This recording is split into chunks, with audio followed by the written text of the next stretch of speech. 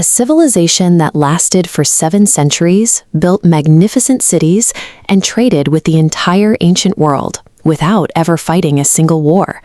At a time when Egypt was mobilizing for expansion and Mesopotamian city-states were locked in tribal conflict, this society took a different path. Archaeologists have found no evidence of an army, no specialized weaponry, and no walls built for defense. For 700 years, this approach to social organization functions successfully across a population of millions. This is the story of the Indus Valley Civilization. What we are discovering about these people challenges the long-standing assumption that military power is a prerequisite for a thriving empire. Their existence suggests that the standard historical model, where expansion and stability are achieved through conquest, was not the only way to build a great society. From 3300 to 1300 BC, the Indus Valley Civilization became one of the largest on Earth. Its territory was larger than ancient Egypt and Mesopotamia combined. It covered over 1 million square kilometers, spanning regions of modern-day Pakistan, India, and Afghanistan. Across this massive landmass, and throughout 7 centuries of occupation, scientists have yet to locate a single battlefield. The sheer size of the civilization makes the lack of conflict mathematically significant. They weren't a small, isolated group hiding from the world. They were a dominant regional power.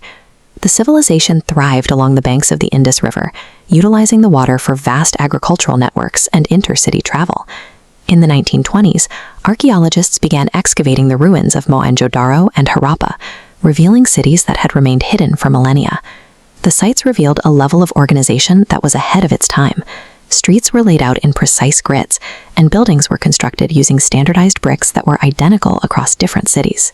By 3000 BC, these cities featured multi-story buildings and complex public works, including underground drainage systems and large public baths.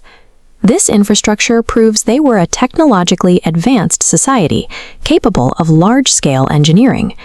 Their lack of war wasn't due to a lack of capability. They had the organization to build whatever they needed. What truly distinguishes these sites from other ancient ruins is the absence of weapons and military artifacts. Other major civilizations of the era left clear records of their martial history.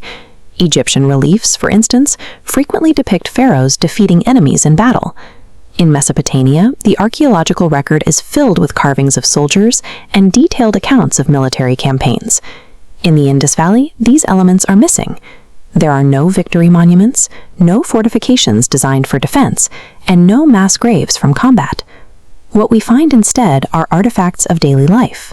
Their art focuses on musicians, answers, and the natural world. Thousands of small carved seals have been found, featuring animals and a script that remains undeciphered. These were primarily used as stamps for trade. Because these seals appear in distant trade centers, like the Persian Gulf, we know the Indus people interacted with cultures that practiced war.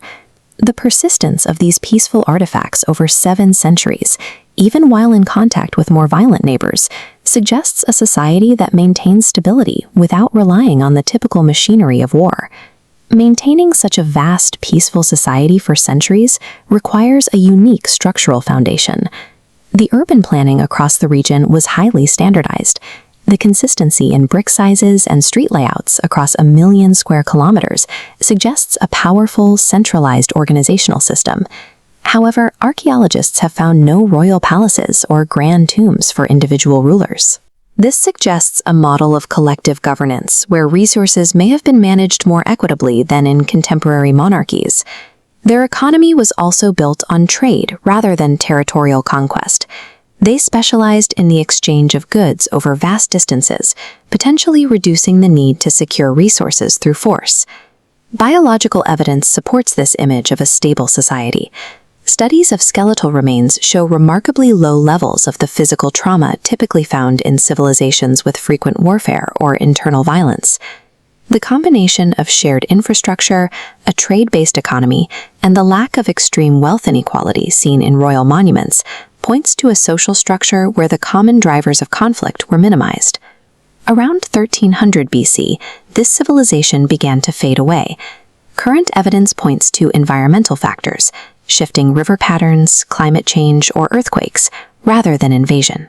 Even during this period of decline, the archaeological record shows no increase in internal violence or civil strife. Over several generations, the population simply moved on.